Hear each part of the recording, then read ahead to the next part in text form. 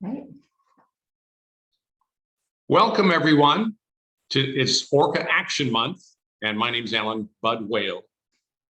With me is Cindy Hansen, and we are coming to you from the Center for Whale Research Orca Survey Shop in downtown Friday Harbor. I'm very excited. This is the 16th annual event. It is. We will hear from the founders in just a few moments, but I think the most impressive thing to kick off Orca Action Month is all the different organizations that are participating to make this happen. Everybody's working together. I want to acknowledge Cindy Henson from Orca Network, Amanda Colbert, the Sailor Sea School. She was with us last year. Thank you for all that, helping me not say the wrong thing, and then she'll zap me if I do. And also with us is Colleen Weiler, the Whale and Dolphin Conservation Group. Thank you very much for joining us. And Susan Anderson there with Wild Orca. So welcome everyone. So the theme for Orca Action Month for 2022 is Stream to Sea. It highlights the vital connection between southern resident orcas, Pacific Northwest salmon, and the salt and freshwater environments that these species need to survive. And we're all connected through these watersheds and waterways, as we'll learn more this afternoon. What a lineup you've got. I mean, really, I think you'll be very pleased. I'd like to also, this is very important, acknowledge the ancestral and present day indigenous peoples from all the varying places. They have participated, joining us today. We acknowledge and recognize and are grateful for the ancestral and continued stewardship of these lands. So should we hear from the people that dreamed this event up also 16 years ago? Susan Berta and Howard Garrett of Orca Network. Hi, I'd like to introduce Susan Berta and Howard Garrett. We're the co-founders of Orca Network, and in 2007, we started Orca Month. In 2005, the southern resident orca community was declared endangered under the Endangered Species Act, and so it seemed only right to draw attention to these amazing and mysterious orcas that we share these waters of sound with. And we began efforts to encourage everyone to work toward creating a month-long effort to raise awareness and attention to the endangered southern resident orcas. In 2007, the original proclamation was signed by Governor Gregoire, and it's pretty well stayed the same proclamation each year. And it does highlight that we have only begun to learn about this species' intelligence and social capabilities. In 2009, we were honored to get to meet Governor Gregoire as she signed the proclamation, along with Karen Monroe Ellick. Karen and Ralph Monroe have been great champions of the orcas from the 1970s and continue to this day helping the residents. And in 2016, the Orca Salmon Alliance of salmon and orca environmental organizations joined with Orca Network to sponsor Orca Month. And Sarah Haisong Shimazu designed this beautiful logo that very appropriately shows orcas in pursuit of salmon. Beginning in 2016, the state of Oregon and British Columbia, Canada joined with Washington in celebrating Orca Awareness Month. Then in 2019, we changed the name to Orca Action Month, feeling that the good news is more and more people were aware of the orcas, but we felt not enough action was being taken. So we increased our advocacy and action efforts. And in 2019, Governor Inslee presented the proclamation and read the proclamation to this whole crowd of people, this bunch of very influential people on the steps of the Capitol, and presented it to Cindy Hansen, Orca Network's Education and Advocacy Coordinator. And at the same time, he signed 5 bills based on recommendations from his task force to protect and grow orca and salmon populations. And we invite you to go to our orcamonth.com website and our Orca Month Facebook page to find all the amazing events that have been set up by the Orca Salmon Alliance and other organizations across the Salish Sea. Okay. Thank you, Howard and Susan. Again, it's wonderful. Here we are in year 16. I want to acknowledge Katie Jones. I know. Hi, Katie. She did the artwork for, Orca Action Month. And I know that it was tough getting ready for this because we had J-Pod. We had our Southern residents in the neighborhood in May for the first time in a long time. Yeah, it's been several years since we've had them here regularly in May. So it was surprising and really exciting. You heard Howard and Susan refer to some of the efforts to, help the orcas. And our next speaker is Tara Galuska, appointed by Governor Jay Inslee of Washington for the Orca Recovery Program. She is Washington State's Orca Recovery Coordinator. She previously led efforts in the salmon section of Washington State's Recreation and Conservation Office. And today, Tara will share some highlights of current orca and salmon recovery efforts happening in Washington State. I love your background. Welcome, Tara. Thank you. Thank you. It's a pleasure to be here. I'm so excited. It's a real honor to talk about orcas today with folks, and it's so impressive that there are 114 people on board today on a Sunday afternoon joining us. Just goes to show how magnetic these beautiful animals are and how many people care about them. It's great. I do have a PowerPoint, so I'll share my screen and pull that up. So just give me 1 second. And hopefully we'll have no technical difficulties. And here we go. So hopefully folks can see that. I love this opening slide. It just shows the interconnections of salmon and orca. And really expressive of the theme today, the stream to sea theme and celebrating the connections between salmon and orca. It's very critical. I've spent the last 15 years of my career working on salmon recovery and restoration and really trying to improve salmon habitat so that these beautiful animals have something to eat. I'll talk a little bit, but there's just so much we can do from personal everyday actions to larger state, federal, and transboundary actions and initiatives. It starts with us, but there's so much that is going on across the state, and I'll talk a little bit about that today. And we're just in this for the long haul. These are long-lived animals, and we're not going to give up on them. And we want to do all that we can in this kind of environmental crisis that we're in right now in Puget Sound and the state for salmon recovery. We want to see these animals thrive in the long haul.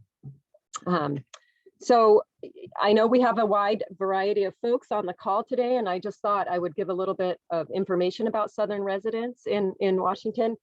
They're really suffering from three main threats: too much noise from a lot of vessels, too much pollution in our waterways, and then prey, too few fish. Just making sure that they can find the salmon that is their primary diet. And that's why rivers and cleaning up rivers, river restoration, having healthy streams, having healthy riparian areas is so crucial for the survival of these whales, especially here, you know, in our waterways and in the Northwest and up and down their habitat from British Columbia all the way down to California. So in response to the critical nature of the endangered species listing and the declines in populations, in 2019, Governor Jay Inslee pulled together a task force that came up, and people from all around the state sat on the task force and on different working groups to work on these issues that you see in front of you. We need more salmon in the waters. We need to work on less noise and disturbance for these animals. We know there's new science. We know that they decrease foraging when we get closer than 400 feet to these sensitive whales who echolocate for finding food. We know that there's toxins in their blubber. They're some of the most toxic marine mammals in the world. And we need to really work on getting our waterways less polluted through stormwater, wastewater. Anything that goes into Puget Sound could impact the whales because they are the apex animal in the food chain. They're at the top of the food chain.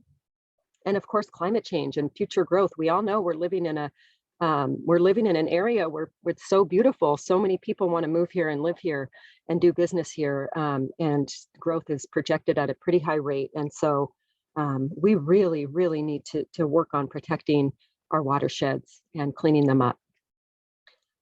We do have just recently, in celebration of Orca Action Month, we launched a new website. I did want to take a second to share that with you. We'll see if we can pull it up. Because I know a lot of you are here because you care about the whales and you want to know how you can get involved. And so here is a website, and at the end here, there's a place where you can get involved. You can also, on this progress page, learn about all of those different threat areas that I talked about. You can hit on prey, vessel, and you can look at the recommendations and see where we're at. So I really encourage folks to visit that website. And at the end here, there's ways to get involved. So you can click, it's hiding behind there, but please visit this website at the end of this talk today and learn what you can do for orca recovery. And let's just get back to the slideshow here. So that's really an exciting tool and a way to link us together, and all of our partners are highlighted on there. So you can meet all of the partners working on orca recovery in Washington State and beyond, in Canada, et cetera. So I'm just going to spend a little time talking about some of the progress that has been made since those task force recommendations came into place. Just this past year, which is great for this theme, the governor updated the statewide salmon recovery strategy. It was written in 1999 under Governor Locke, and it was well timed to modernize and update that strategy and really think of it in an implementation-oriented way. And I'll talk a little bit more on the next slide about that. But some of the other progress we've seen, we've increased at the state level, we've really increased habitat funding for the prey, the diet of these animals. And we will continue to work hard on doing that. That's part of my role, is to help try to coordinate that and make sure this happens. And there's a whole variety of habitat programs that I won't go into, but that are getting funding. A new investment through the Salmon Recovery Funding Board. There's something called a targeted investment that is directing funds specifically toward watersheds that are the most important for that have been deemed through science the most important watersheds for southern resident killer whales in Washington State. So we're directing additional funding into big, large-scale restoration projects in those specific watersheds in the hope that we boost the Chinook populations for these really important whales. We've increased, an emergency action was just, this might be a little controversial for folks, but this was really important to get food into the mouths of these whales as soon as possible. So hatchery production has been increased through the Department of Fish and Wildlife. And then also there's something called the Pacific Salmon Treaty to negotiate fisheries. That identified also important habitat projects and rivers for the diet of southern resident killer whales. And we are at the almost 30 million mark in that funding. And that was one of the task force recommendations. These are the priority, and I'm going to talk quickly because I don't have much time, but these are the priority salmon strategy areas in the new strategy. These are some of the important actions that need to take place over the next many years. Just the salmon habitat, again, this critical link between salmon and orcas, southern residents, investing in clean water, correcting fish passage barriers, building climate resiliency, addressing predation and food web issues, so many aligning harvest, hatchery, and hydropower. And this is all can be found in the Governor's Salmon Strategy Priorities on the Recreation and Conservation Office's website. And you can always contact me if you want more information. So looking ahead, what can we do for prey? We can really support those priorities that I just showed you on the slide. We're working on increasing habitat funding. We need to improve riparian habitat. That's crucial for salmon survival in the face of climate change. There's a marine survival study that has been produced by Long Live the Kings that talks about predation, zooplankton, everything in the food web that identifies some important priorities. There's a concept that the legislature brought forward called net ecological gain, and that's being studied right now by the Department of Fish and Wildlife. Governor Inslee and Patty Murray are producing a study, working on a study right now with consultants to look at the Lower Snake River Dam. It's supposed to be out in July of 2022, so just around the corner, that will look at some of the ways that, what needs to be done to replace the services that the dams currently provide. Just thinking about vessels and how to quiet the waters around these killer whales. There's a new organization called Quiet Sound, which is we're looking at large scale commercial vessels and how they can improve technologies and slow down to create a quieter ocean environment. We know this is not just a Puget Sound problem, that it really impacts orcas, but this is really a global problem. So whatever we do here in Puget Sound, we can teach other communities, and likewise we can learn from what's going on internationally. We're trying to improve oil response. New laws have been passed around distance and speed. There's a Be Whale Wise initiative. So if you're a recreational boater, you should learn the laws here and in Canada, and you can do that by going to the Be Whale Wise website. And then there's new commercial whale watching rules that limits the number of boats that can be around southern resident killer whales. And then looking ahead, we need to support some of the initiatives that Quiet Sound might come up with. Again, promote that Be Whale Wise messaging so that we're sure to be getting to all the tourists and all the folks. With COVID, the increase in recreational boaters is significant, and we want to make sure that they know the laws of the waterways. And then thinking about the new science around sound and how it impacts the whales, we may need to be prepared to respond to that new science. And this is happening transboundary, the NOAA at the federal level, our Canadian partners, and our Department of Fish and Wildlife.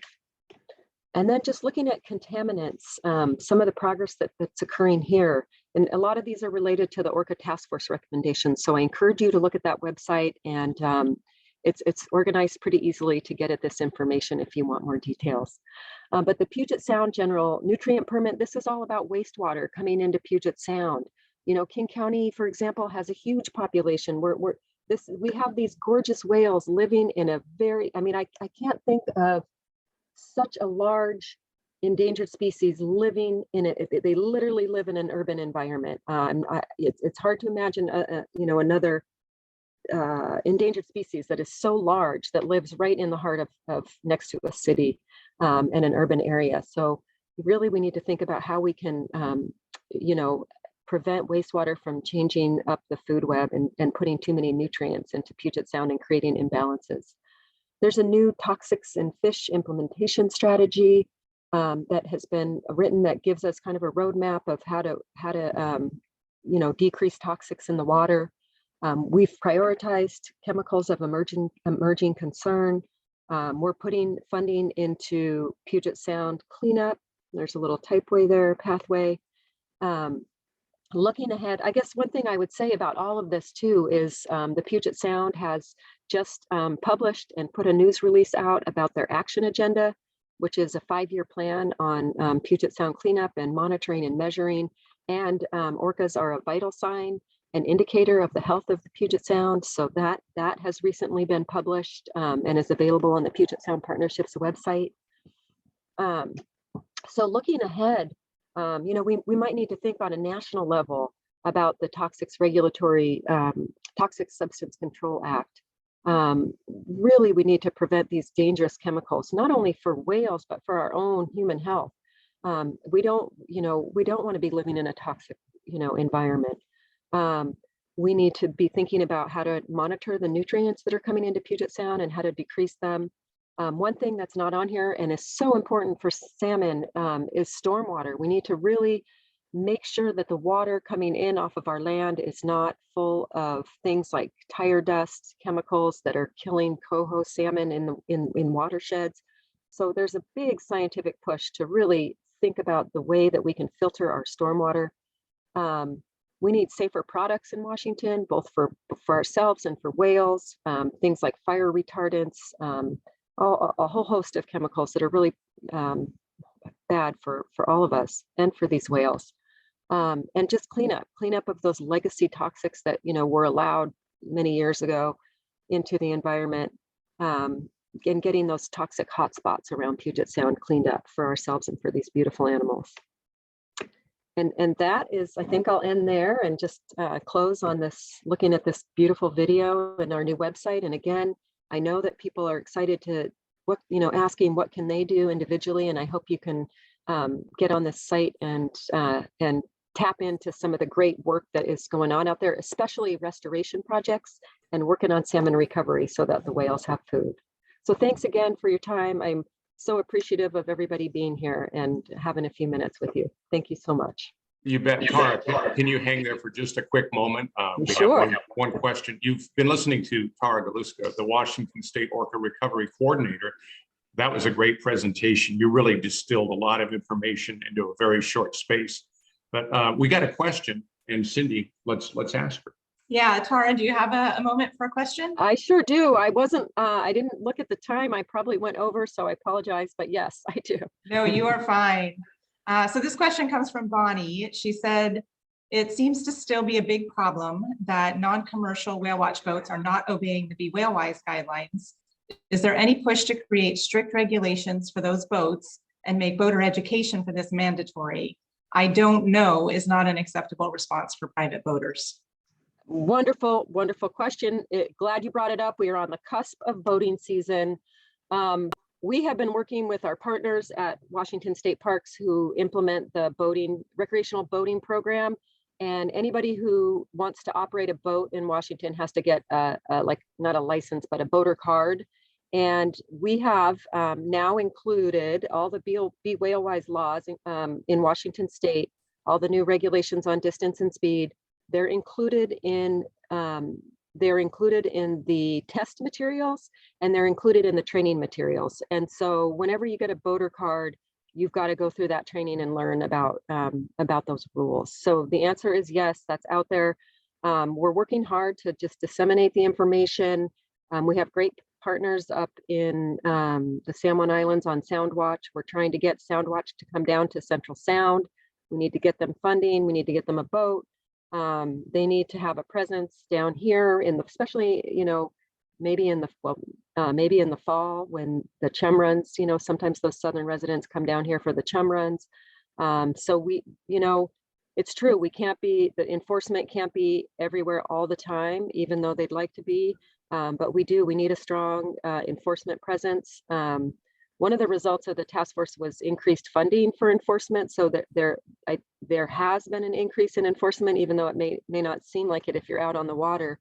And then you might have seen that news article that came out recently from NOAA, where I think Monica is even on the call today and might be speaking, but where, you know, from the shore took pictures of vessels that were breaking the law and was able to provide those to NOAA, the federal regulators, and they have an enforcement presence as well as the state Department of Fish and Wildlife, and they were able to find those boats. I think that's, you know, we probably need to do more of that and be serious. You know, people need to know that it's a serious. There's 74 whales left. This is a serious infraction if you're getting into their habitat and getting too close to them. So absolutely, we need to do as much as we can. So thanks for that question. Sorry for the long-winded answer.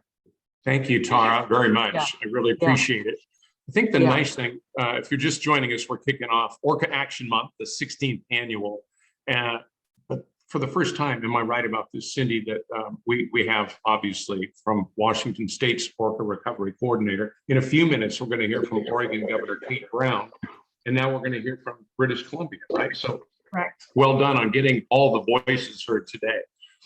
Next, we would like to welcome Finn Donnelly, a fierce advocate for the protection of West Coast waters and the British Columbia Parliamentary Secretary for Fisheries and Agriculture, Aquaculture. Could you fit all that on a business card? Seriously. He wants to speak about Canada's connection to salmon and the southern resident orcas, as well as what they're striving to do to recover these populations.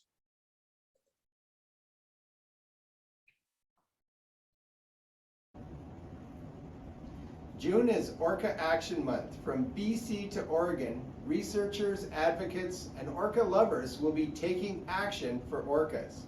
In BC, many will focus on the southern resident killer whales, raising awareness about the threats they face and how to reduce those threats.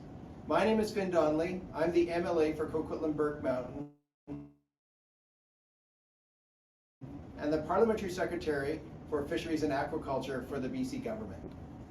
My First Nation name, and the name that the Squamish Nation gave to me, is Iem Yoyos, which means strong swimmer in the animal world, or orca. They gave that name to me as a responsibility to look after the salmon. And the meaning was that if the salmon are plentiful, the orcas will thrive. So it's a big responsibility that I wear, and I wear that proudly. Many people know me for my Fraser River swims. In 1995, I swam the 1,400 kilometer length of the Fraser River to draw attention to threats facing that body of water, one of the world's greatest salmon rivers. I did that again in 2000, re-swam the Fraser, doubling down on the efforts to draw attention to those issues and those threats. But some people know me, may be surprised to know and learn that I've actually done a number of swims across Georgia Strait, as it was known then, as across the Salish Sea, as it's now called. I did 4 swims across Georgia Strait, or the Salish Sea, in the early 90s. So that was something where I really got to know and learn about the work, the good work of Georgia Strait Alliance. And it's actually how I became a lifetime member for GSA. So I want to talk about some of the work that I'm doing as a member of the Legislative Assembly, as an MLA. But I also want to talk about, or briefly mention, my work as a member of Parliament, because I was an MP for 10 years. And one interesting point I'd like to share with you is in terms of the correspondence we received over the 10 years, the single most responded issue that we got on the subject that we received the most mail or correspondence or email was over the southern resident killer whale issue. People right across the country love orcas, and they want to ensure that they remain healthy in our waters for years to come. So I thought I would share that people right across the country, not just in British Columbia, have a real affinity to orcas. And thanks to the work of organizations like GSA, the conditions for orca survival are actually improving. They're getting better. Of course, we can't let our efforts to take action stall, so we need to keep working. And I hope as many of you will respond to GSA's call to action and get involved. So I want to finish by mentioning of the work that I'm doing as an MLA. The theme for 2022 is Stream to Sea, Celebrating the Orca Salmon Connection. So as Parliamentary Secretary for Fisheries and Aquaculture, I have been active over the past year developing a wild salmon strategy, working on the province's salmon strategy. That strategy would build on the work the previous government did with the Wild Salmon Advisory Council and the recommendations that were made. And it'll also focus on protecting wild salmon and their habitat. Another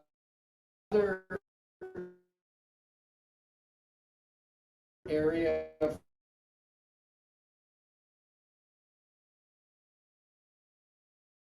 focus will be applying. Really critical is wild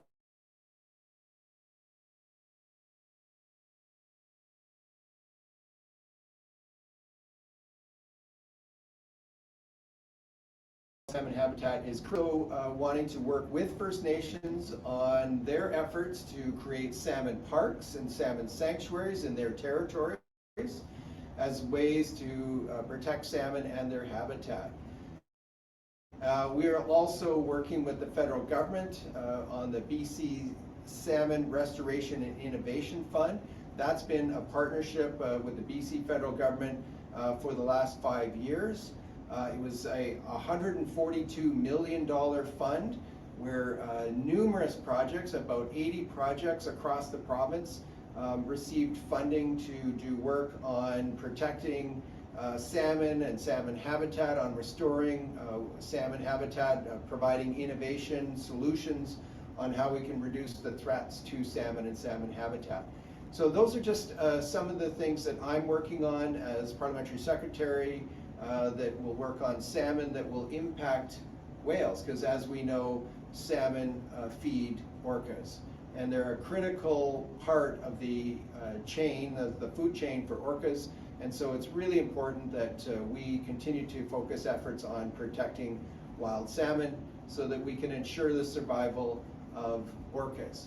So I'm glad to be asked to share a few words with you. I really want to thank the work of GSA and many other organizations who are focused on southern resident killer whales, that are focused on the Salish Sea and the health of that body of water and the communities that rely on it. And we need to come together to take action. I'm encouraging you to take action as well during Orca Action Month. So thanks very much, everyone. Get out there and let's save those orcas. Hello there. There we go. Thank you very much, Finn Donnelly, and it's wonderful to have the voice of Canada in our discussion. I do think it's the ultimate irony that Finn froze on the computer, but did not freeze while swimming across Georgia Strait. Go figure, I don't know. I would like now to introduce our next guest. It's Oregon's 38th Governor, Kate Brown. In her tenure, she has definitely set ambitious goals to address climate change, reduce Oregon's carbon emissions, and continues the state's legacy in being a Northwest leader for salmon recovery. So important. And she does so particularly in the Columbia Basin. Governor Kate Brown of Oregon. Governor Kate Brown here. June is Orca Action Month. This year's Orca Action Month celebrates the connection between rivers and the ocean, salmon and orcas, and the people who can make a difference. The southern resident orcas are a unique community of whales and an essential part of the fabric of the Pacific Northwest. And Oregon has a responsibility to play an important role in their recovery. These fish-eating orcas travel to the mouth of the Columbia River on the Oregon coast, specifically looking for spring Chinook that used to gather in enormous numbers to return to the headwaters of the Columbia and Snake Rivers to spawn. But sadly, with continuing decline in native salmon, the orcas are struggling to survive. Thank you to the Orca Salmon Alliance for coordinating Orca Action Month activities to celebrate this unique species that calls Oregon coastal waters home. And thank you to our Northwest tribes for leading the way in salmon recovery. Oregon, too, has led efforts to improve salmon survival and recovery in the Columbia Basin. Actions in our state, such as the recently signed Historic Private Forest Accord, which was negotiated under my administration, the phasing out of harmful pesticides usage, and the restoration of salmon habitat will all help protect salmon, reduce pollution, and fight climate change. These actions will benefit the orcas as well. We are making progress in ensuring the Southern residents have what they need to survive and recover, but we still have a long way to go. Join me this June to celebrate Orca Action Month and explore how Oregonians can be part of the effort to save two icons of the Northwest, salmon and Southern resident orcas. Thank you. Thank you, Oregon Governor Kate Brown. Wonderful again to have voices from Oregon, Canada, and of course the state of Washington. So the theme of Orca Action Month is Stream to Sea. And with that, we're going to move on to our live stream segment. You guys really thought this out, didn't you? We did. We're going to highlight salmon rivers and streams that are important to Southern residents. But before we do that, here's a brief slideshow to introduce you to the Orca Salmon Alliance and those that partnered with them to bring us such a robust event like this, Orca Action Month.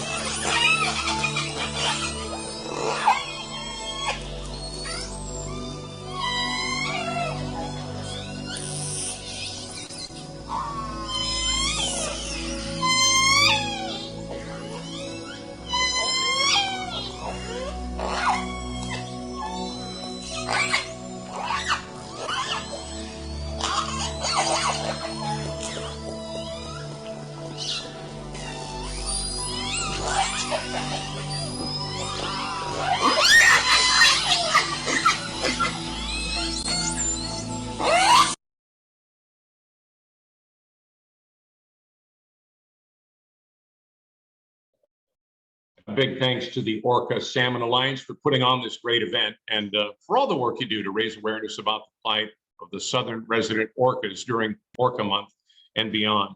I know there's some concerns about the internet freezing. What are we doing just in case people want to see some of these videos in a more smooth mode? Very smooth, Alan. Thank you. So yes, we will have these videos available to watch both on the Orca Month website as well as Orca Network's YouTube channel. So Susan Anderson has put the links in the chat for you, and you will be able to watch these at a later time if you would like to. I think it's fun to watch just to see if I'll unfreeze. Part of our live stream segment was recorded by Dr. Brad Hansen. You may have heard that name. Brad Hansen is with NOAA. He'll discuss some of the recent data about the diet of the southern residents. Brad Hansen has a BA, an MS, and a PhD from University of Washington. There's some other letters in there I don't understand. And he joined NOAA's Northwest Fisheries Science Center back in 2003. This is Brad Hansen with NOAA. Today to talk about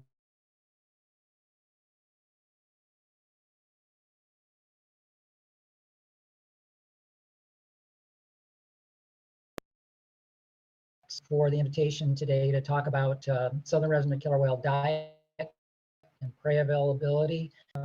As a lot of you are probably aware, fall season is a time when southern residents do come into Puget Sound. We have tried to get out with them opportunistically over the last 15 years and collect scales and feces. And the information to date from these two approaches show similar but somewhat different results. In that the top panel you see scales and tissue, and the majority of those scales are from chum salmon, and then the second most common is from Chinook, and then we also have some steelhead and coho mixed in. But if you take a look at the fecal results in the second panel down, what you're seeing is actually more Chinook than chum, and a lot more prey diversity. So these fecal samples likely represent species that were consumed outside of Puget Sound, because as I was mentioning before, it takes a bit of time for once they actually kill and eat a fish for it to go through the digestive tract and come out the backside. So one of the other things that we were interested in looking at was the stocks for the Chinook that were represented here. And so basically when they're in Puget Sound, they're eating primarily Puget Sound bound Chinook, which is not a huge surprise given that it's late in the season and the fish are returning to their natal rivers.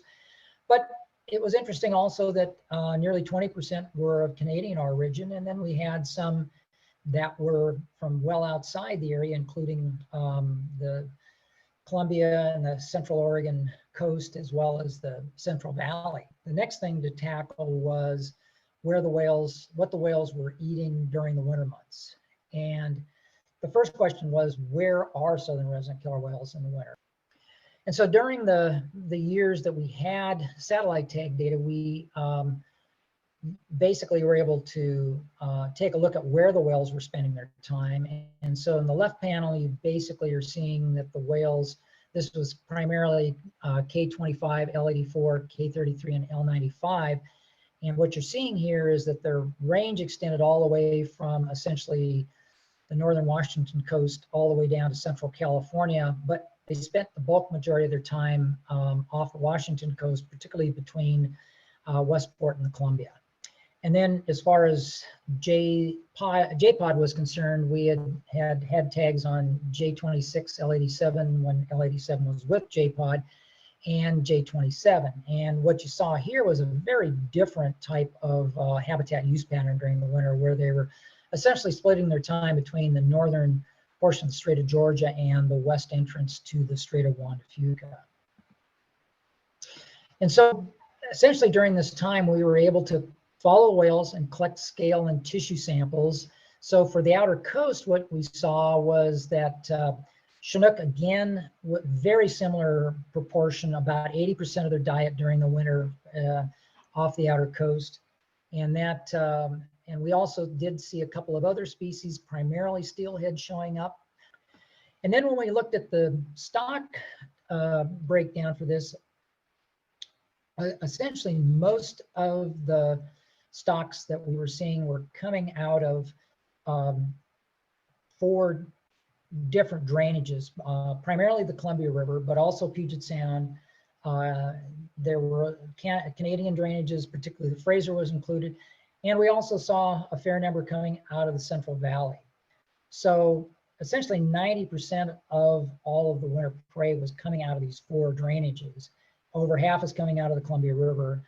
And it's important to note that in the US, at least 12 of these, 6 of the 12 stocks that we saw being utilized are also listed under the ESA. One of the things that's happening is that this information, as well as other information, is being used to guide salmon recovery and management decisions, and this includes a number of different groups relative to the state's task force recommendations, as well as habitat. And then it's also driving funding through grants from, say, the National Fish and Wildlife Foundation and some of these other groups that are out there. If you're a Washington homeowner,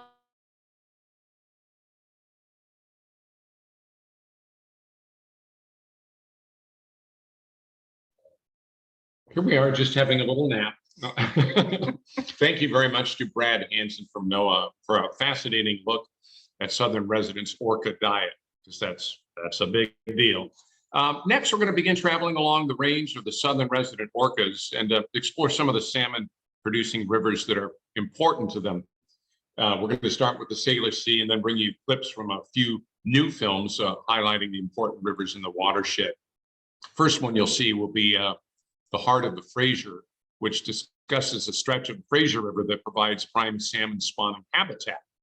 Oh, and by the way, after the webinar today, you can visit the Heart of Fraser website to learn how you can get involved in protecting the habitat, and we'll have a link for that in our chat. The second film clip takes us to the Elwha River, the site of the largest U.S. dam removal project to date. Memory of Fish is an award-winning documentary portrait of one man, the wild salmon he loves, and his fight to free a river.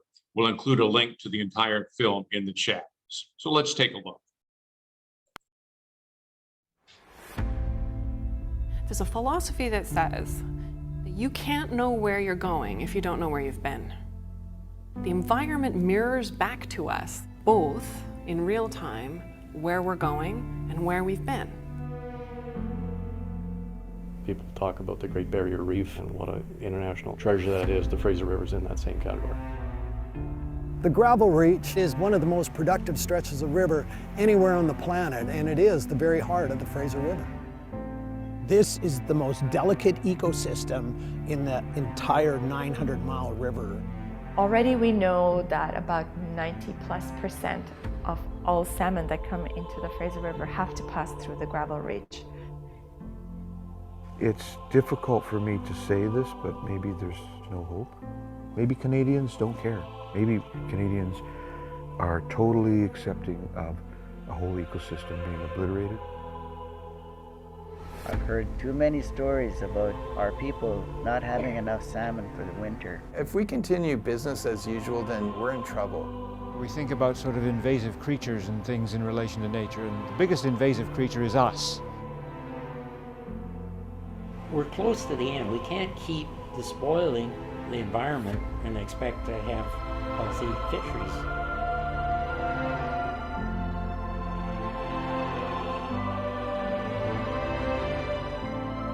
Most people that live in Vancouver are totally unaware of high values right in their own back door.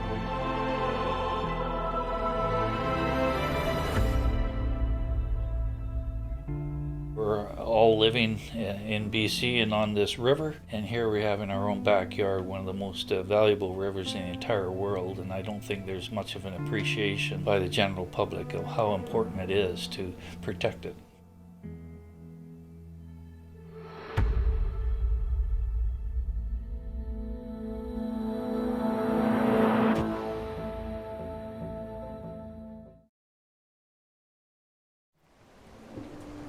If you've never seen a river, a live river, you've really missed something. In a corner of the Pacific Northwest, on the edge of the Olympic Peninsula, is a frontier of giants. Giant mountains, giant trees, and miles of rivers. Of all these rivers, it's the Elwha that Dick Goen remembers.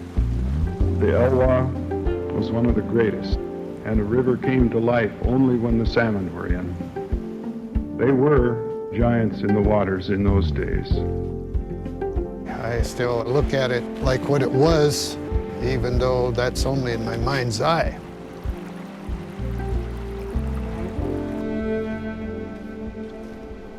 As soon as they put the dams in, many things started to go right there. Dams and fish just can't work together at all. This effort to take the dams out, in the beginning, there weren't a lot of people that supported it. From decades of memories and data-filled notebooks, he incited a groundswell of voices against dam special interests. Tribal fishing rights were being violated. The upper dam's license had long expired. Pacific-run salmon were going extinct. Some people never think of everything as connected. They just don't recognize it, particularly when it means a sacrifice. I believe that when we turn this thing loose, it's going to instantly be 100 years back. It will.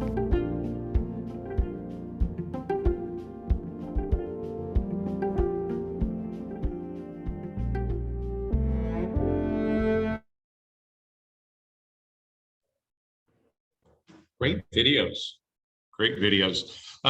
Okay, so we're kicking off Orca Action Month, and our next video highlights another successful dam removal.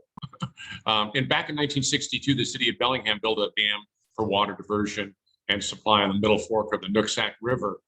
In the summer of 2020, that dam came down. Here's a very cool time lapse of the 4-month project captured by Swiftwater Films.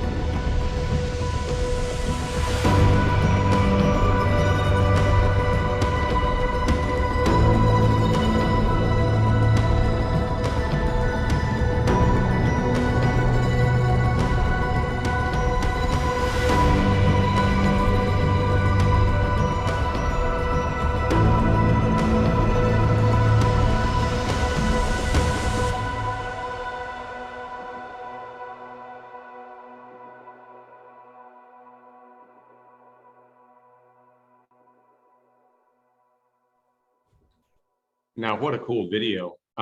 Did I hear correctly, when they took the Elwha Dam down, Cindy, didn't salmon reappear very quickly? Much more quickly than people expected them to.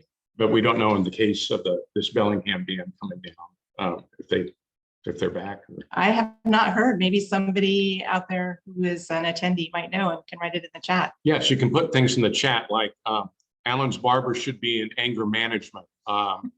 Anything. Okay. Monica Whelan Shields, co-founder and director of the nonprofit Orca Behavior Institute, has our next video. Her organization conducts non-invasive behavioral and acoustic research on the orcas of the Salish Sea. She's here to discuss the importance of Salish Sea salmon to southern resident orcas.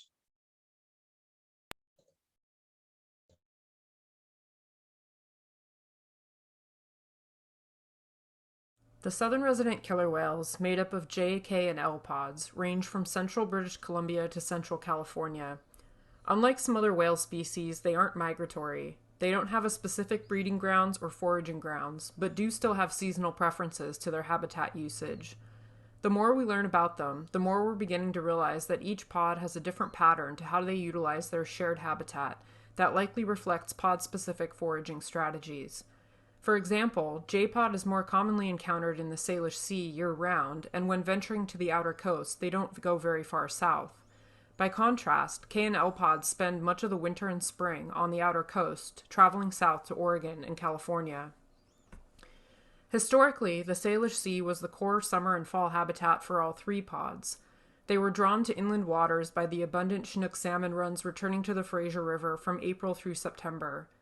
In addition to gathering here to socialize, the whales would make a predictable circuit in through the Strait of Juan de Fuca, up Harrow Strait to the mouth of the Fraser River in the Strait of Georgia, following the incoming salmon. The whales would then circle back down through the San Juan Islands and make the loop again. By the fall, the whales would transition to spending more time in Puget Sound proper, taking advantage of both Chinook and chum salmon, returning to rivers such as the Nooksack, Skagit, Snohomish, and Puyallup. While the relationship between the whales and the Salish Sea salmon runs was presumed based on their overlapping occurrence, in the last couple decades, diet studies have given us new insights into which specific salmon runs they are relying on during which times of year. One such study, published by Hansen et al. In 2010, focused on the southern resident Salish Sea diet. This map shows the various tributaries of the Fraser River, as well as all the Puget Sound rivers, listed from north to south. The graph shows what proportion of the whale's prey samples were made up of which salmon stock throughout the summer, with the upper reaches of the Fraser River showing up in May and June. Later in the summer, they're feeding on salmon returning to the lower Fraser River region, and then on fish returning to Puget Sound by September. A more recent diet study looking at the rest of the year further illustrates the importance of Puget Sound runs to the whales in the fall and early winter. Utilizing the data from prey studies and the spatial and temporal overlap of the whales and certain fish, NOAA developed a priority list of the 30 West Coast salmon stocks of greatest importance to southern resident killer whales. This list contains salmon stocks from throughout the southern resident range, representing their overall reliance on coast-wide Chinook salmon abundance. 5 of the top 10 stocks, however, come from the Salish Sea. Over the last 15 years, we've witnessed a dramatic shift in habitat usage by the southern residents. They used to be present in the Salish Sea on a near-daily basis from April through September. This chart shows the number of days the whales were present in inland waters each month, with the overall height of the stacked blue sections indicating their total presence here from April through August. The black line indicates the total escapement of 2 Fraser River spring Chinook salmon indicator stocks that are utilized by the Pacific Salmon Commission.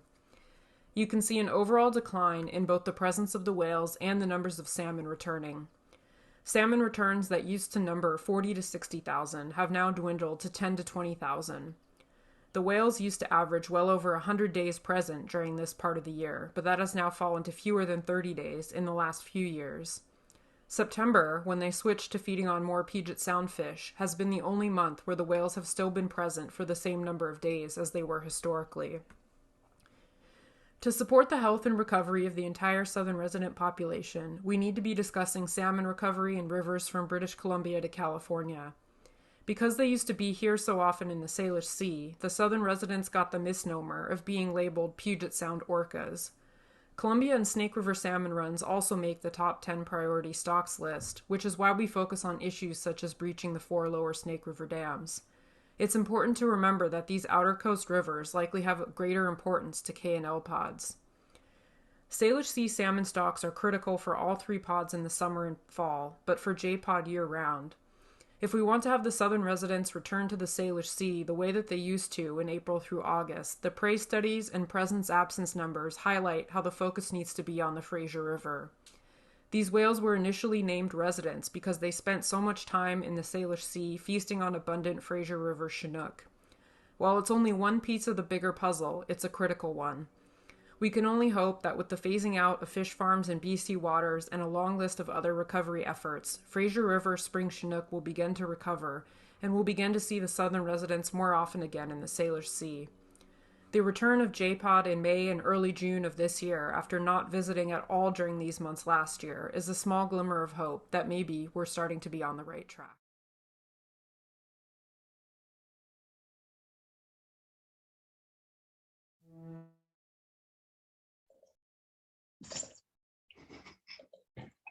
Here we are. Thank you so much. And I'm really glad that Monica Whelan-Shields mentioned the fact that the locals have been back in a little sooner this year, and maybe that's a good sign.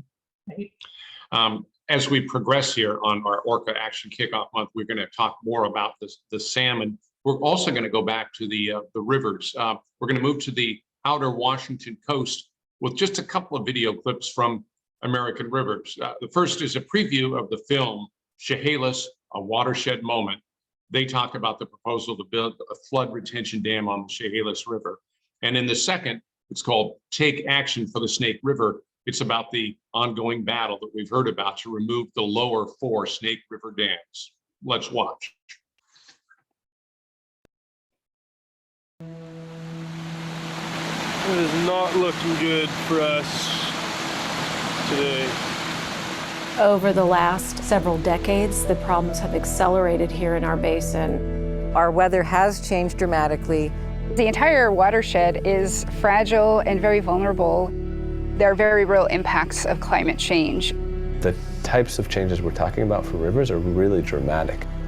There has been 2 big fish kills since the 2007 storm from low flows, high temperature. In most years, the Chehalis River is the largest producer of salmon and steelhead within Washington state.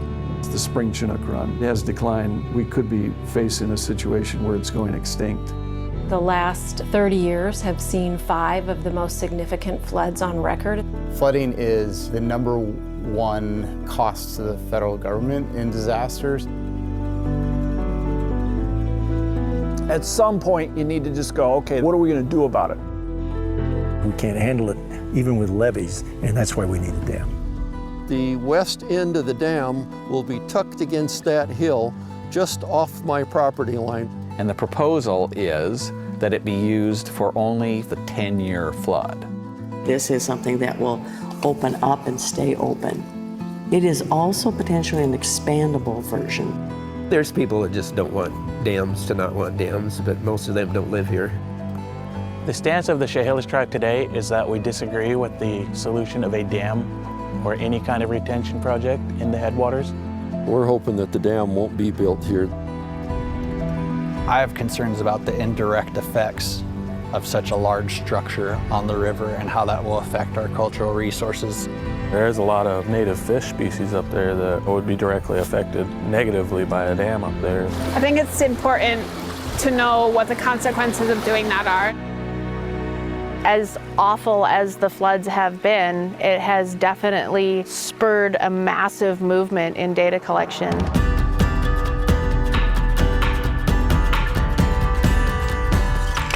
If we're really going to make a difference for all the communities in an equitable way, we have to look basin-wide, which goes beyond the scope of what a dam would do.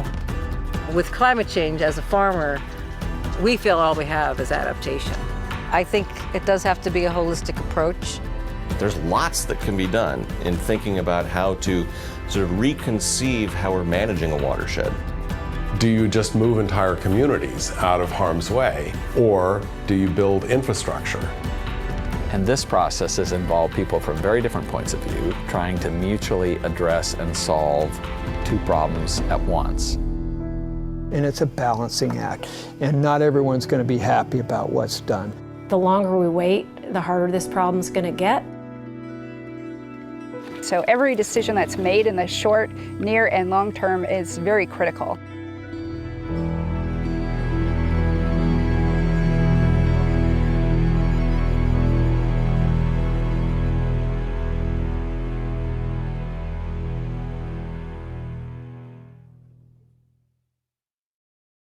Not only do we have endangered salmon and endangered orcas and their very existence on the brink of extinction, you have salmon people who are nearing extinction.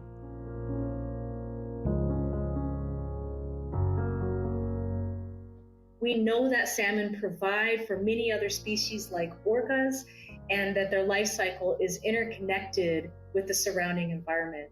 So when we have healthy salmon runs, it is a snapshot of our environment. We have clean water, clean air, healthy forests, good land management, and more.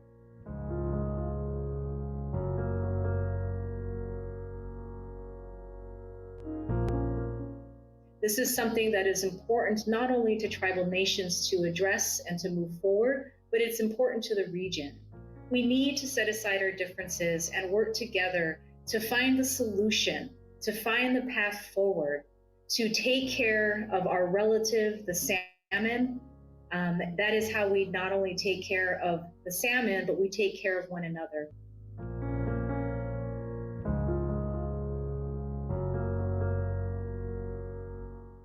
The catastrophic disruption that has taken place at the expense of what we thought at the time was good development, but we really need to reflect on the consequences we are suffering today and keep in mind the existence and the spirit of the river, the spirit of the salmon, the spirit of the orcas, those that belong here more so than us. They were here before us and they have a right to exist.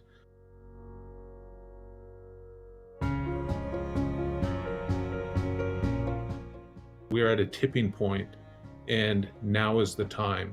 We don't have any more time to put this off, to talk about it, to overplan.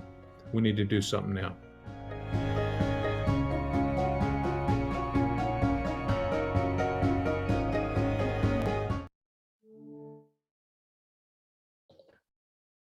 What a fascinating video. And Cindy Hansen and I were just talking, if people want to view these or share these, what would they do? We can have these available on our Orca Month website, and many of these are available also on the Orca Network YouTube channel playlist. I'd also like to welcome another guest, somebody that I personally know. It's Dr. Deborah Giles. She's going to elaborate on the importance of coastal Washington salmon rivers to the southern resident orcas.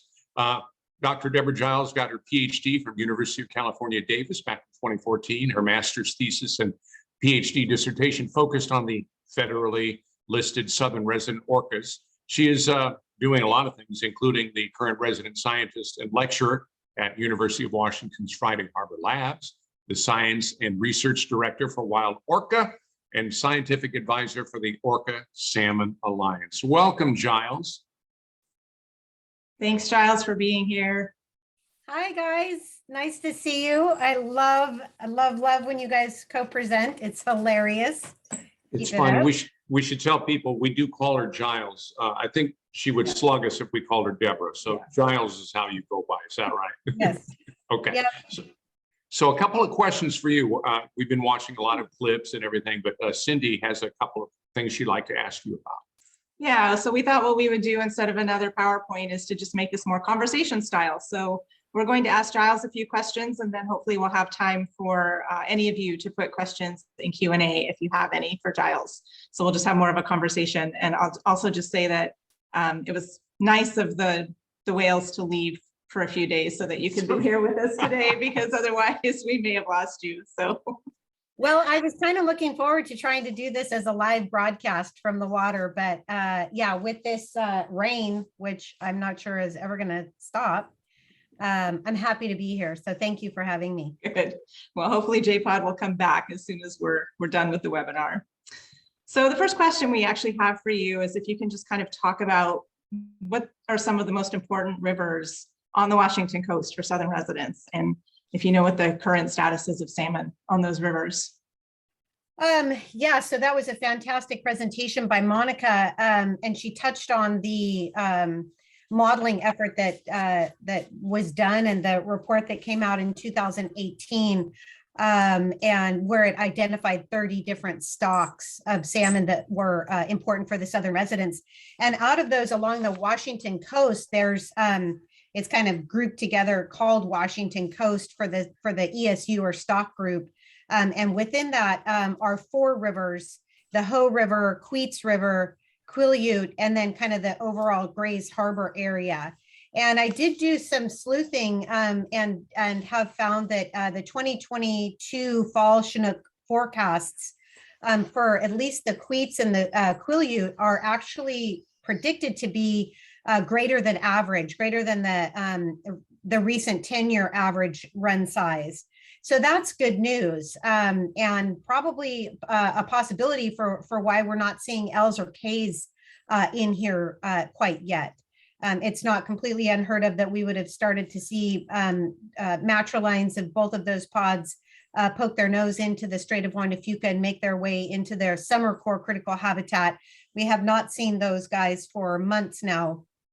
So it could be a possibility that it's the higher than average run size of those rivers, and that would be for the spring. I wish I had more information on the other ones.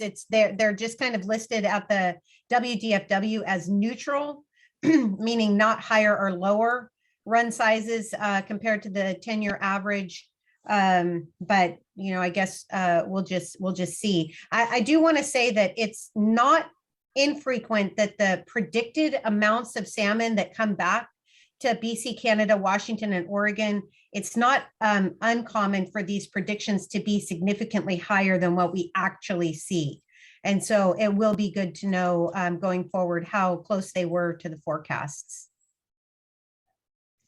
Great, thanks, Giles. So another question, we've been, hearing about some of the research that's been going on with Southern residents and what they're feeding on, both in Puget Sound, the Salish Sea, and out off the coast. And I know some of the data off the coast is a little bit limited just because it's hard to get out there and collect data. But I'm wondering if you can tell us a little bit about your research and how you're hoping to be able to gather more data about coastal diet. Thank you. Yes, I'm very excited.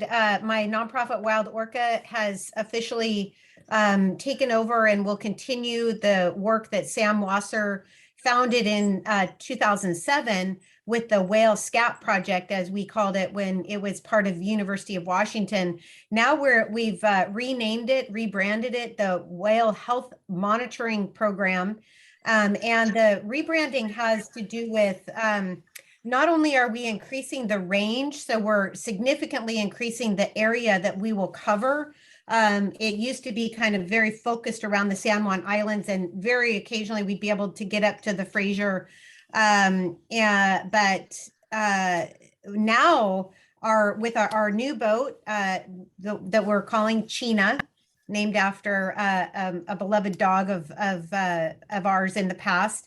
Now that with our new boat, China, we'll be able to actually get farther out the Strait of Juan de Fuca, get down into the Seattle waterfront in Elliott Bay, and easily up and past the Fraser River in the Strait of Georgia. So we're expanding our range.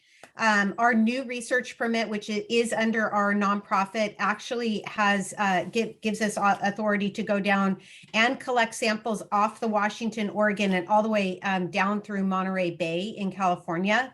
So we'll be able to expand even out that far at some point here when we've got the funding and the staff. So not only are we expanding the range, but we're expanding the species. So some folks that have been following our program for the last couple of years know that we've been trying to get Biggs killer whales or mammal-eating killer whale feces as well. We will continue to, now we'll be able to fundraise for that. So we'll be able to expand that effort. But also expanding, again, we've done a little bit of humpback work in the past, but now, Cindy, so happy to tell you that we have gray whales added and minke whales added to the permit as well. And so we'll be doing some concerted effort trying to fundraise for days on the water for those other species. And by collecting fecal samples non-invasively from those other animals, we're really able to answer ecosystem-based questions about the health of the Salish Sea and hopefully even what's happening on the outer coast and down into Monterey. I want to quickly ask you, Giles, for those that aren't familiar with your work, you alluded to that, you're doing the scat samples, but how does it work? Would you walk us through what happens when you're out on the boat with Eva? Yeah, so we use a scat detection dog on the front of the boat. Her name is Eba, E-B-A, Eba the whale dog. You can follow her on Instagram, and I am hoping to get that up and running more frequently. Also, I just want to put a plug in for Wild Orca's website. We're redoing it. It's Michael, our director, is just getting ready to relaunch our website, and on there we'll be able to do what we're calling field notes. So after every opportunity that we have to be with the whales, regardless of whether or not we collect samples or if we're just doing the whale behavior and vessel data that we've been doing for more than almost 2 decades, we'll be able to let the public know that. So we'll have almost real-time information, encounter data, what we're calling field notes. So anyhow, back to your question, Alan, with Eba on the front of the boat, we're able to stay really far away from the animals. So it allows us to non-invasively collect samples without getting too close to them, which might cause a stress response. And so we follow our trained dog's nose. Great. So there are a couple of questions in the chat, and the first one comes from Nishan. Hi, Nishan. And he was asking, when JPOD was around last week, did you collect any samples? And if so, how fast can we see those results? Thank you for asking that. We were out there 5 days, and out of those 5 days, we collected 8 samples, which is, I always say fecal poop is like gold, but this is really like gold. This is like the mother lode gold because it's early for us. We have had May samples in the past, but it's some of the earliest samples that we've gotten. And so we'll be able to really hone in on what it is that these guys are eating. The other thing that I'm glad Nishan asked this question because it was the other part of how we've expanded and changed the program now that it's under Wild Orca is we're utilizing the San Diego Wildlife Alliance as our new lab. And with that lab, we'll be able to send samples down really quickly. So our goal is if we're able to collect somewhere around 10 samples a month, then we'll send the samples down at the end of every month. On months when we're not seeing them or not collecting as many samples, we'll store them up for 3 months and send them at the end of each quarter. And then now that we have a lab that's dedicated to lab analysis, that's what they do, we'll be able to have turnaround really quickly. So we're thinking within about a month of sending the samples down, getting the samples analyzed, the analysis done, the interpretation of what has been found, and that information out to the public. And our ultimate goal is to be able to, we'll not be able to do peer-reviewed journal articles that fast, but certainly be able to put out white papers very quickly and put this science right into the hands of the public and policymakers. Work very closely with Tara and her group at the state to be able to let them know exactly what's happening, not exactly real time, but surely a lot closer to real time compared to what can take years to do sample analysis and data dissemination to the public and policymakers. Great. So I just have a follow-up question on that. Do you know any of the IDs of the whales that you got samples on this time around, or do you have to wait until they are analyzed? We do not. It's one of the functions of what we do. It's one of the pitfalls of how we do our work by trying to stay as far away from the animals as possible. we're very fortunate when the Center for Well Research or SR3 is out there with their drone, because they can let us know who they're with. They tend to be more along the side of the animals, whereas we, my joke is that I'm an expert on the trailing edge of dorsal fins, but that does not tell you. I can tell you that except for a very few exceptions, it is very challenging to say who you're with from the trailing edge of a dorsal fin. We do know for one scat sample, and what was really neat when they were here is that there was a lot of mixing of matrilines. And so we would have members of 3 or 4 matrilines from JPOD mixing it up and socializing. And we saw a lot of socializing, which was fun as well. And tells you something about what's been going on with them. We don't tend to see a lot of socializing when they're not foraging and getting enough to eat. So a couple kind of indirect things that we know from their time here is A, they were eating because B, they were pooping, and A, they were eating because B, they were socializing. And so that was really fantastic to be able to see quite a bit of both of those activities. And so the short answer to that question is no. We don't know who pooped it out until we get the analysis back. But we will be working with Kim Parsons, Dr. Kim Parsons from NOAA, and comparing the genetic database that they have compiled with many thanks from the inputs from Brad Hansen and Candace Emmons from their contributions over time of both blubber biopsies and fecal samples. So very exciting, a lot of collaboration going, which is, like Alan said at the beginning of this presentation, one of the really wonderful things that's happening. It seems like there's a lot of coming together and pushing in the same direction, which I am so thrilled to be a part of. Great, thank you so much for that. So I think we have time for a few more questions if you're up for it. Yeah. Someone asked, what is the cost fundraising need to expand the work that you're describing to include BIGS and possibly go further south to Oregon and California? It's a shocking number, so brace yourself. It's about $200,000 a year to do everything that we would like to do.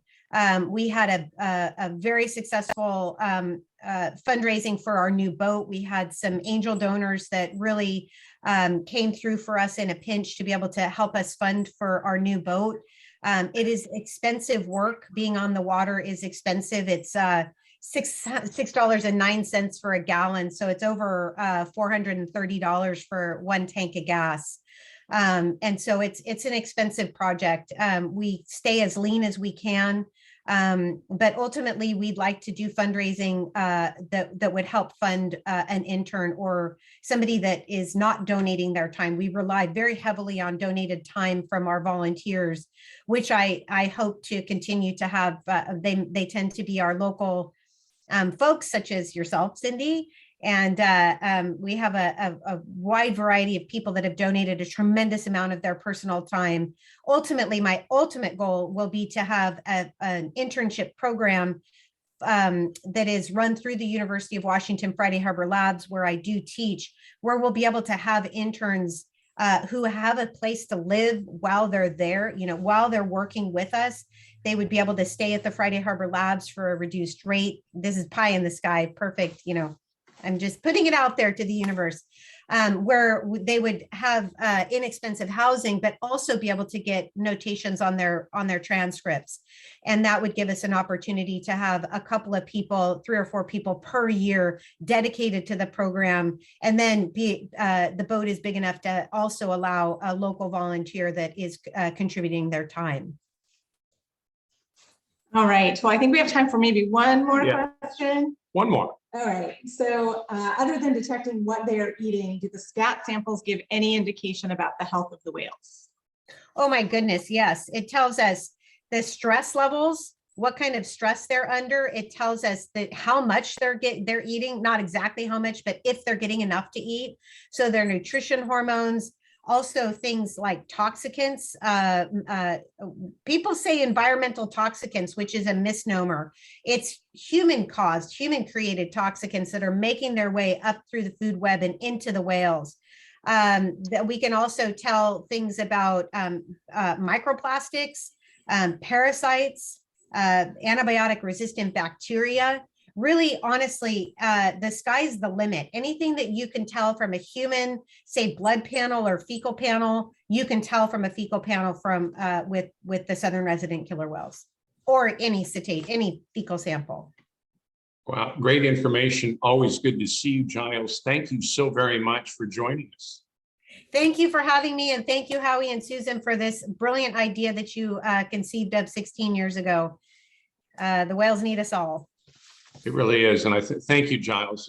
That's Dr. Deborah Giles. And I think it's really come together from all these different contributors. It's really fun, like she was mentioning, to get people on the same page.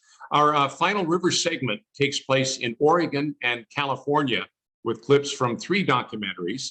The first is Snagboat Bend, which highlights the restoration activities recently implemented along a portion of the Willamette River in Oregon. My name is Richard, and I'm the restoration manager with Willamette Riverkeeper. One of our big issues that we have in the last decade, maybe 15 years, is that oftentimes the complexity of our water bodies has become smothered by aquatic invasive species. Good news is that yesterday we surveyed a huge stretch of the Willamette from McCartney Park to Peoria, including this area out right here, and we found very little Ludwigia, and we found a reduced amount of yellow floating heart. What is Ludwigia and what is yellow floating heart, or otherwise known as Nymphoides peltata?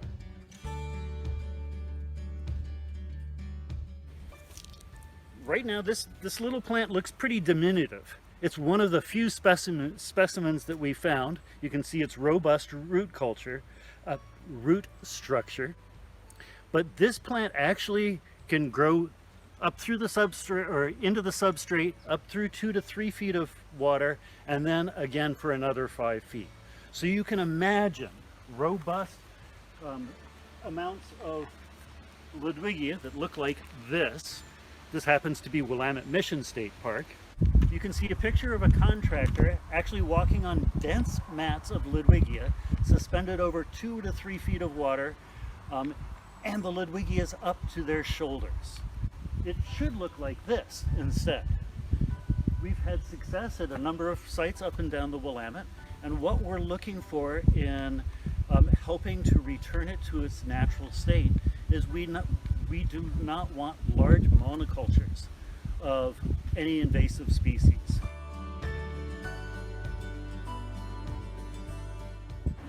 And then there's this newcomer that we weren't really worried about. It's called yellow floating heart, and it too can blanket the water, occlude all light, keep other plants from growing, and essentially become a monoculture instead of a diverse network of habitat. A lot of these plants have really pretty flowers. Oftentimes these plants were sold and sometimes still are sold in different aquarium shops. Then when the owner decides to clean out their fish tank, liberate Fido, all of a sudden they end up in the waterway. So there's a few things that you can do to help. One is that you can keep an eye out for either Ludwigia or yellow floating heart and report it when you see it. A lot of us love to boat on the Willamette. One of the most important things that we do at the end of the trip is to actually clean, drain, and dry our boats and make sure that we're not carrying seeds from one area into another area. And last but not least, we can really help raise awareness among people who've got aquariums or who've got different backyard ponds, that those could be populated with natives instead of something that will then take over a larger ecosystem.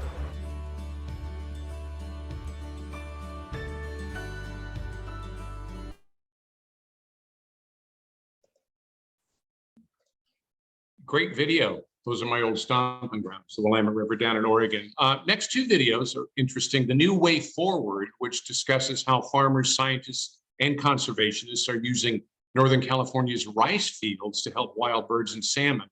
And following that, Guardians of the River exploring the upcoming removal of the Klamath River dams and the project's importance to the Yurok people.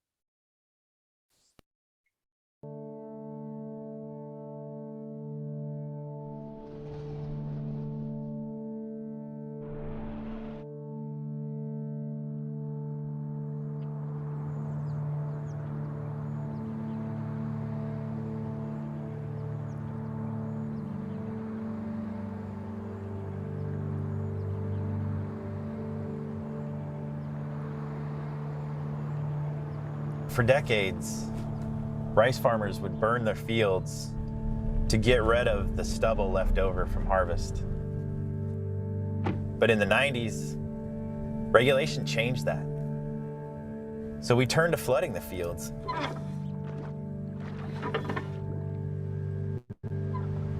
Essentially, flooding the fields does the same thing. It decomposes the rice straw. But what nobody knew, what none of us predicted, was the wind for the birds. They'd fly over and they would recognize these flooded rice fields as wetlands.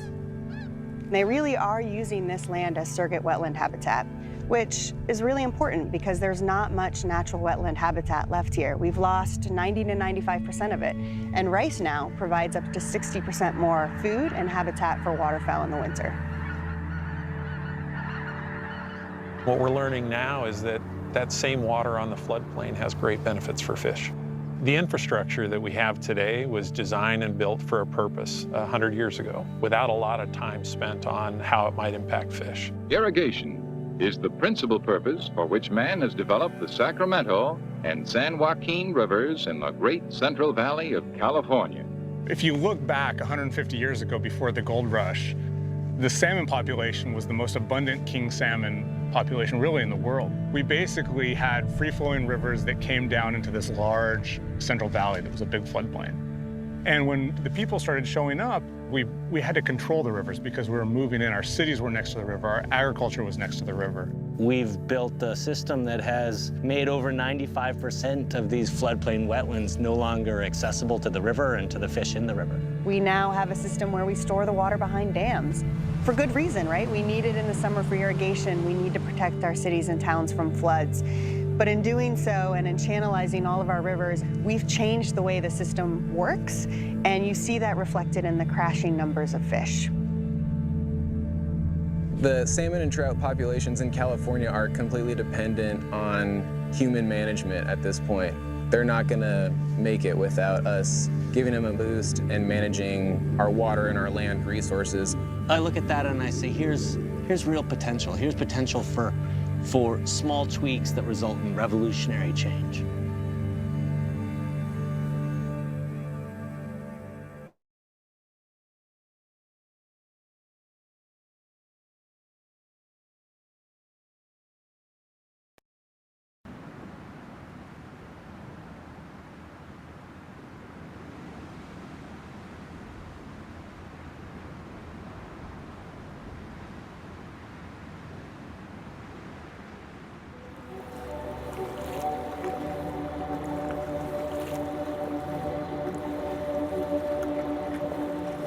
Everything around us, it's all tied into this one beautiful place. And it just inspires us to take care of this place. And that ties into our values as Indigenous people. If you take care of yourself and make sure yourself is healthy enough to take care of your family and make sure they're taking care of themselves, then it should inspire everybody to take care of the land that we all need. It all starts with being able to catch that fish and bring it home to your family. I love being down here. I love seeing our family fish. I love seeing them drift. But how much longer do we have? Back in the day, you did this all year round. You caught fish in the spring, there's fish in the fall, and there's fish in the summer. But nowadays, it's only this one time a year where we get a really good fish run. And it's really sad because this fish run is so small, there's not going to be enough fish pulled out of this river to give every tribal member one fish. So we do the best that we can to make sure that we share the fish that we do get with people who might not get the ability to come down here and catch it themselves. My grandpa thought he'd never see the day where he'd catch less than 50 fish when he went fishing. Now we come out here with 3 teams and we're lucky to catch 7 fish. But the reality of it is that our people need to be fed. You know, these salmon are so important to everything that we've come to understand as Yurok people, that without these salmon, our way of life is impossible.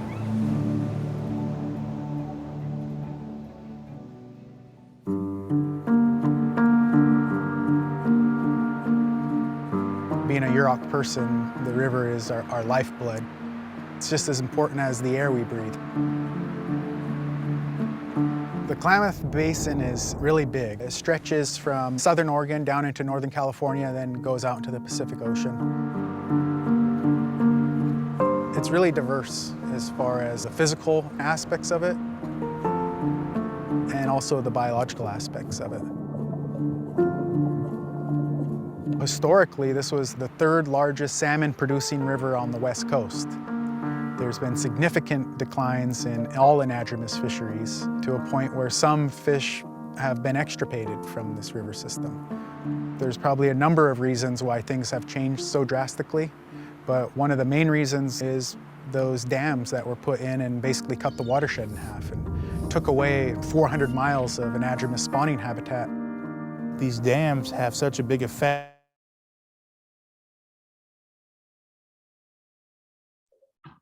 Hello, we're back. Very interesting. In fact, we're getting in the chat section a lot of people wanting to know how they can view these down the road. And most of these are going to be available on the Orca Month YouTube channel.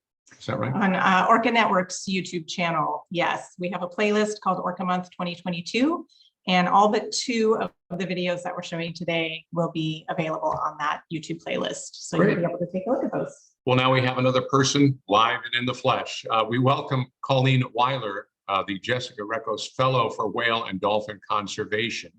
Her work concentrates on identifying effective conservation strategies and protective measures for orca populations off the west coast of the US and Canada, with focus on the endangered southern resident orca community. So welcome, Colleen. Thank you so much for joining us. Hi, everybody. Glad to be here. Thanks for having me. So I'm going to talk a little bit about the videos we've just seen for California and Oregon, and I just put together a little bit of a slideshow to help kind of pull all these pieces together. So as we've seen in those clips, there are some really creative and dedicated programs happening for salmon and river habitat recovery in Oregon and California, from working on restoration and reducing invasive plant species that are bad for juvenile salmon, to finding better ways to balance human use of those watersheds with salmon health, including dam removal on the Klamath River, which was in that last video clip there. So there are a lot of groups working on salmon recovery, and salmon have been a really big priority for both Oregon and California. But what's really missing is that link to southern resident orcas. And carrying out that stream to sea connection, which is our theme for Orca Month this year. And there are groups like mine and some others in the Orca Salmon Alliance that are working on southern resident issues in Oregon and California, but development is definitely still needed on the public awareness side and for state and federal support. So every time the orcas are seen down off Oregon or California, it gets a lot of media attention as a rare event, or the first time in 20 years that they were seen. And where I am in Oregon, even transient sightings are considered rare, although they pretty regularly visit the coast. And for southern residents, for example, they're often referred to as Washington whales or Puget Sound orcas. And it's really important to realize that the data collected that has been discussed earlier in our kickoff event today, from satellite tagging to acoustic monitoring to sampling those diet studies and what the whales are eating, has really confirmed these historic sightings of seeing the southern residents off Oregon and California, and that this area is a well-established part of their range. So this is their home too. They're not rare visitors. They're regular and seasonal inhabitants of the coastal waters. The rare part is people actually seeing them, in part because they do tend to be here in the winter and spring months when the weather is terrible and it's really hard to get out on the ocean. And it's just, there's more people watching for them now. So there's more eyes on the water. So sightings are becoming a little bit more regular. So I think we've seen a different representation of this data earlier today. But yeah, it just goes to show, you know, we've got tagged whales regularly going all the way down to the San Francisco and the Central Valley system, those Sacramento and San Joaquin rivers, and a breakdown of where the whales historically spend their time between the outer coast, in the inland waters of the Salish Sea, and in Puget Sound. And all of this information was most recently used to do 3 really important things that impact coast-wide orca protection. We had the critical habitat expansion that was finalized last year that included the Oregon and California coasts. We now have a southern resident threshold in the West Coast Salmon Fishery Management Plan. If salmon returns, something that Giles mentioned earlier, are expected to be at a certain level, additional management measures will go in effect to protect foraging opportunities for the southern residents. And the identification of those priority stocks that I think Tara mentioned earlier, of what in these 3 states are probably most important to the southern residents. It's really important to recognize that none of these 3 actions alone will guarantee southern resident recovery, and a lot of work is still needed, especially on that salmon thresholds in the fishery management plan, but they are steps in the right direction. So those are federal actions, but definitely more can be done at each state level. Oregon, as our governor mentioned earlier, has done a lot for salmon recovery, including recovery plans, addressing non-native predatory fish that eat salmon, phasing out pesticides, and mitigating the impacts of hydropower. But again, a lot more can be done. California is similarly putting a lot into salmon recovery, but is dealing with that really heavily developed system in Central Valley. And as the video mentioned, you know, salmon is very, very managed in that system. There's kind of, at this point, they need a lot of help to recover and to survive. So again, there's a lot going on for salmon in both states, but what is really missing is that connection to southern resident orcas. So that's been a big theme of Orca Month this year and every year, is that the orcas need more salmon through their range to survive and recover. And Oregon and California both play a really big role seasonally and possibly year-round as well. Maybe one reason why K&L pots haven't made their way in yet is that they're eating some Oregon and California salmon out on the coast.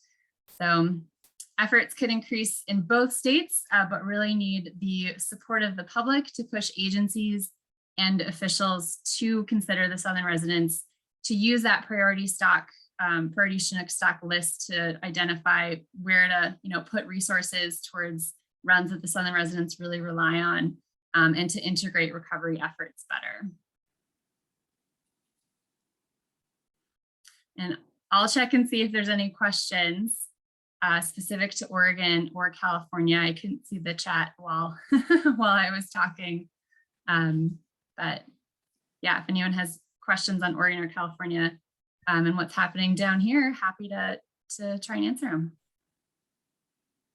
We'll look for questions, and it's, Colleen, it's a good point, because Cindy was saying they're not just Puget Sound orcas, are they? They're Oregon, California, Washington, Canada. Yeah, it's all of those regions.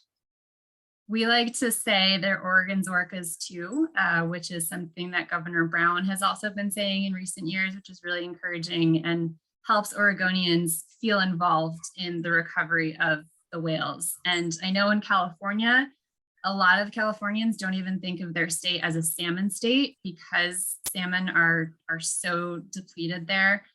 So that's kind of the first step, is getting California back to being a salmon state, and then recognizing that the orcas are there too. I have a question for you, Colleen. Can you talk a little bit about where things are with the Klamath? Ooh, yeah, Klamath River dams, my second favorite topic when it comes to the orcas. So this has been a very long and drawn out process, but there is one final permit in between the dam standing and the dam starting to come down. And it is very optimistic The Federal Energy Regulatory Commission is the federal agency that has to approve dam decommissioning and removal. They just released a draft environmental impact statement in April on that, which found that removing the dams would have far more environmental benefits than keeping them would. So it's looking very positive that they are going to approve the project, and we should have a record of decision hopefully any day now, and dam removal can get started next year. Awesome, thank you. Any other questions? I don't see any other questions in the chat. Let's look in the Q&A really quickly. Oh. Yep. How can we help in California? It is much easier to find ways to help in the Pacific Northwest. That is a great question. I would say, elected officials, even if they are not in your state, should hear from you that the southern resident orcas are Pacific Northwest whales, and that includes Northern California. And they just need to hear that information, and that there are people throughout the country in the Northwest and beyond who are engaged in the recovery of these whales and need California elected officials and California agencies to step up and do more. Congress collectively passes funding and directs funding to NOAA and to salmon recovery programs. So you can reach out to any elected official and ask them to support funding for Pacific Coast Salmon Recovery Fund. National Marine Fisheries Service is also the federal agency in charge of salmon recovery through the whole West Coast. And when they have plans that come up for public review and comment in California, for example, the Central Valley Water Management Plan, which is currently undergoing review, they take public comments. You can weigh in on those. And collectively, OSA usually posts opportunities when those come up, or share from other organizations, especially California-based ones. So keep an eye on Orca Salmon Alliance, keep an eye on some of our California partners to get involved in those public comment opportunities, and reach out to those elected officials and let them know the southern residents come to their state and they need to do more for their recovery. We're almost out of time. Can we ask one more quick one, Colleen? Somebody was wondering about the effort of Governor Newsom's office down there in California for salmon recovery. Any updates on that?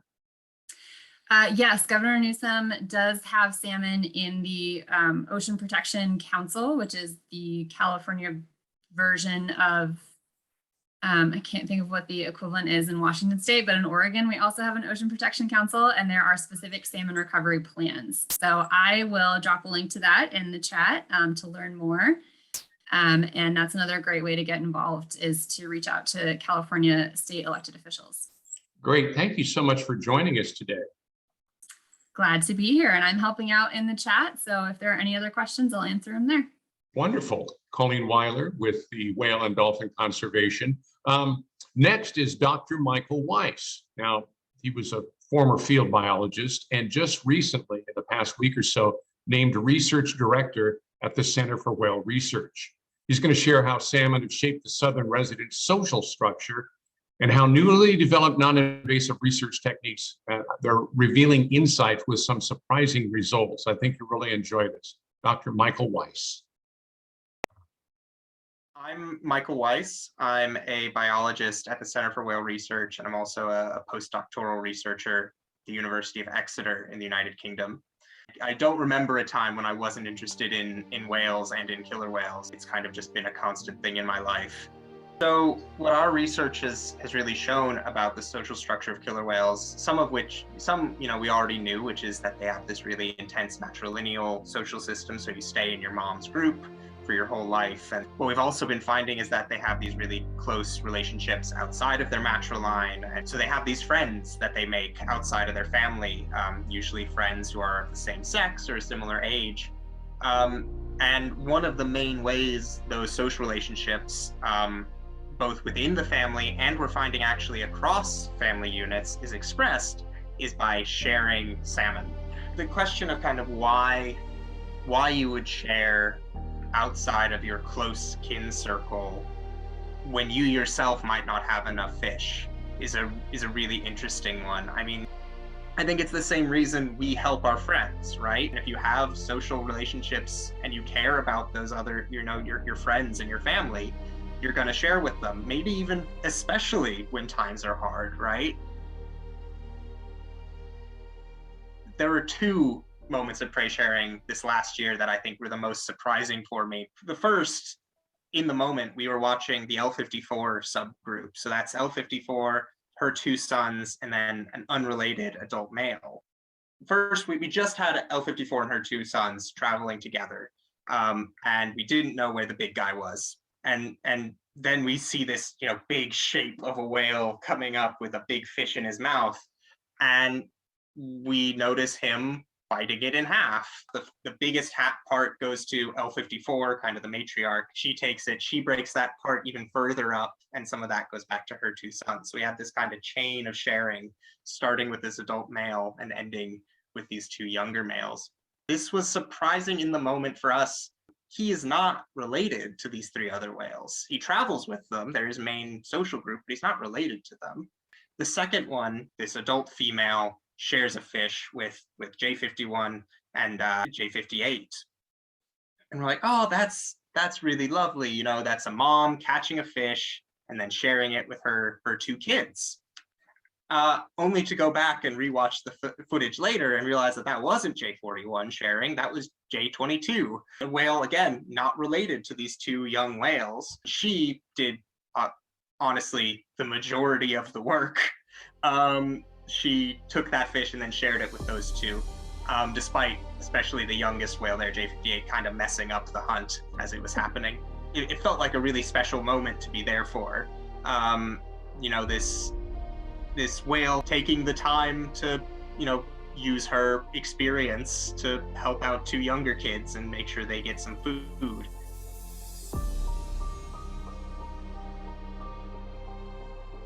There's increasingly movement, I think, in the scientific side of it and on the policy side to really recognize how central salmon are and how it goes beyond any one issue. I think it's a really long, hard road to start going down, but even the fact that it's a thing I hear people talking about gives me hope. From the scientific side of it, something that gives me hope is that salmon are very good at surviving and reproducing. All we need to do is to give them the opportunity to come back. With the killer whales, obviously they don't have the benefit that the salmon have of producing a bunch of offspring all at once. What they do have is decades and decades of knowledge. They know how to find fish, they know how to hunt fish, they know how to take care of each other. All they need, again, much like the salmon, is for us to give them a chance. That is incredible and beautiful. Wow. Michael Weiss with the Center for Whale Research on prey sharing and his work, drone work. Wow, I could watch that again. Will that be linked? Okay. That will be available, yes. I'm not trying to be a pest here. We're very fortunate to be able to share with you a clip from a brand new film that's not been released. It's a film that'll be out on the film festival circuit. It'll be this fall on PBS. Not released yet, so here's a peek. It's The Lost Salmon by Shane Anderson and Swiftwater Films. It's a documentary about the plight of spring Chinook that also features our southern resident orcas. We're grateful to Shane for providing the sneak preview of the film for our Orca Month kickoff event. Let's have a look.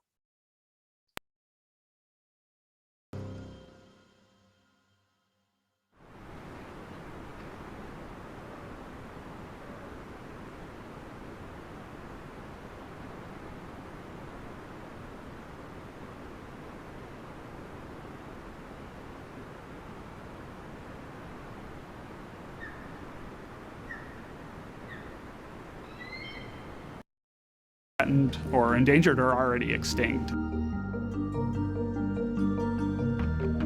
Over the last 20 years, as methods within genetics have changed, and some of these methods are methods that I was involved in developing, it became possible to really do high-resolution genetic analysis of virtually any species. And when that became possible, I knew what I wanted to work on. Obviously, I wanted to work on salmon. One of the most striking variations within a biological species of salmon is differences in adult migration timing. So spring Chinook versus fall Chinook, for example. So I wanted to understand the gene or the genes that were involved in that process, but then also how that genetic variation evolved.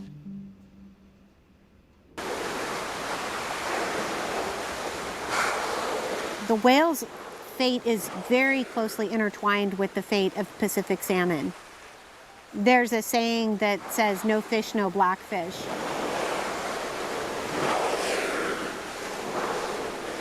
Specifically, when we're talking about spring returning salmon that would have been heading for the Snake River, those are the fish that the southern residents are desperate to have. Killer whales worldwide are considered one species. They're all Orcinus orca, just like humans are all Homo sapiens. But the fact of the matter is that there are different subgroups of killer whales that are distinct, and the southern residents are one of those groups of whales. They don't outbreed from their distinct population segment. They have not had a common mating with another population of killer whales for 700,000 years. I fell in love with these animals more than 3 decades ago. I just feel a deep responsibility to try and recover them because they're amazing animals and because on a personal level, I've come to know them as individuals.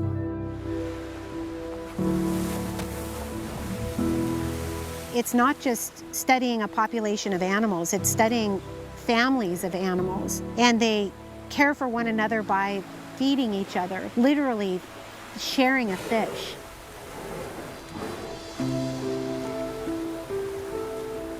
Southern resident killer whales co-evolved with Pacific salmon. 95% plus of their diet is made up of Chinook salmon. There is clear evidence from our research that those spring salmon are the most important for the whales. Those fish make sense for the whales. They're the biggest fish, they're the fattiest fish, they're the oldest fish. And as the salmon decline, so do the whales.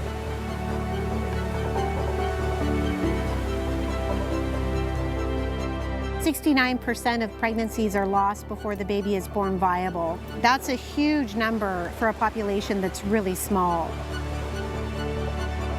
When we're talking about 72 animals, each needing to eat on average 350 pounds of salmon per day, that's a lot of poundage of salmon, and it's not out there where the whales need to find it when they need to find it. We're not moving fast enough in fisheries management overhaul. Pumping a bunch of hatchery salmon into the system is not the answer in the long term. Hatcheries are not a solution to the problem of biodiversity loss in salmon. Hatcheries have very distinct characteristics from wild rivers. What happens is fish become adapted to the hatchery environment. That's also referred to as domesticated. They become domestic. Not only the quantity of salmon, but the quality of salmon. Salmon are shrinking. You used to have 100-pound Chinook salmon. A killer whale only had to catch 3 of those a day to get their nutritional needs met. It's really hard to have a killer whale trying to make a living foraging on 10-pound Chinook salmon.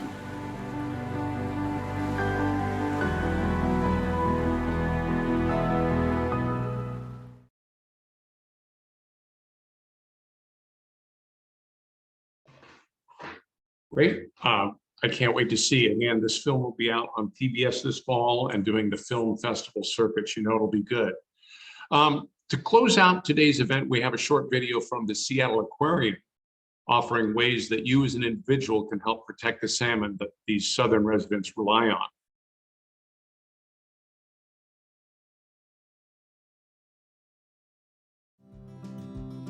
Did you know no matter where we live in the watershed, our actions affect the health of salmon? I invite you to join me in taking action on behalf of these amazing fish that have sustained people and plants and animals for thousands and thousands of years. Some things that I like to do that you might want to consider are perhaps reducing the amount of water you use, because when we save water, there's more water for fish. I invite you to take your car to a local car wash that recycles its water, because that keeps the dirty water out of our storm drains and helps keep the water in our local rivers and streams and Puget Sound clean for fish and also for us. I also invite you to share your knowledge and your love for salmon with others, because when we raise our voices collectively, it makes a big impact and will help ensure that these amazing fish are here for generations to come.